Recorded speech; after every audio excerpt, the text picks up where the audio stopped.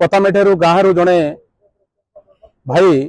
छत्तीसगढ़ सुकमा काम करने को जाई आसवा समय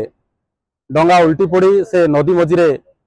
2 दिन है काली आज पर्यंत से ढड़ा हो रही खबर मु पाहिला ओड्राफ टीम को मु फोन करके पठेली अग्निसेवा केन्द्र समस्ते आसी आसिक रेस्क्यू कर पारे ना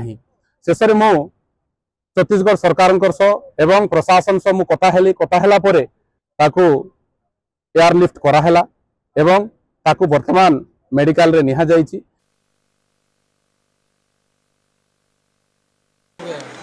कब गया था लेके जा रहे हैं?